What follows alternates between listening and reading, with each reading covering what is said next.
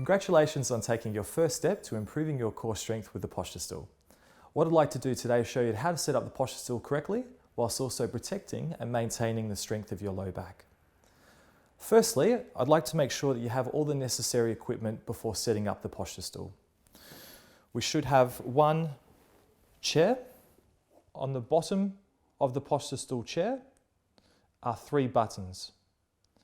Each one of these buttons individually will adjust the height of the Posture Stool. We should have one black cylinder, 2 self-tapping screws, one silver cylinder, and one base. Please also check that you have the necessary manuals and instructions. When setting up the Posture Stool, the most important thing is making sure that you are setting it up on a flat surface. If you do have a table of appropriate height, you may use that, but it is extremely important that you do have some help when using the table. What I'd like to do today though is to show you how to set it up on the floor whilst protecting the low back. I do advise using a yoga mat to help to protect the knees. Firstly, when bending forward, make sure you have good activation of the core by bringing the belly button in towards the spine. You can drop down onto your knees, which will also help to protect and maintain the curvature in your low back. Take the sitting part of the Posture Stool, and we want to bring that face down onto the yoga mat. We can now take the black canister and attach it to the Posture Stool seat.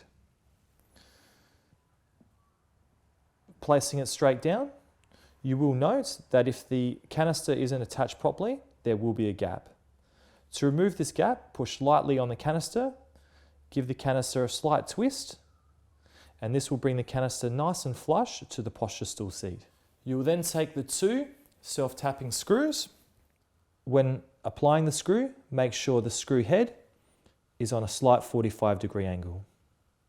You will need a Phillips head screwdriver.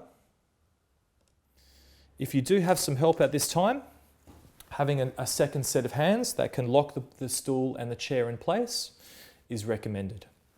The second part of the Posture Stool setup is actually setting up the base. Please be aware that the base is actually the heaviest part of the Posture Stool, so care does need to be required. Again, when using and handling the base, please make sure that you have activation of the core by sucking the belly button into the spine, and that will help to protect the low back. The base, otherwise known as the trumpet, does have a grid surface on the bottom. Please make sure that the base is placed on a flat surface only. We then take the silver canister, and the silver canister will be placed in the trumpet all the way down and give it a light screw. You can then take the chair component of the stool and attach it accordingly. Please, when placing the chair down, make sure it's nice and flush. Do give it a little screw at the end to make sure that it's locked in place. But please note, at this stage, the Posture Stool isn't engaged. We then want to take a firm weight, pushing down on the chair to begin the initial phase of the locking in process. We can now begin the final process of the engagement of the Posture Stool. To do this, we'll need to sit firmly on the chair. Please make sure that when you do begin to sit, feet are shoulder width apart, dropping down and applying your body weight firmly onto the Posture Stool. This will now engage the Posture Stool and will make it ready for use. Please make sure when lifting the Posture Stool to never lift from the actual chair. Bend at the knees, make contact with the silver canister, and please support the trumpet base of the Posture Stool. Again, I would like to emphasize that the Posture Stool is quite heavy, so when lifting, please make sure the core is activated.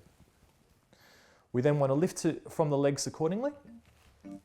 The Posture Stool is now ready for use.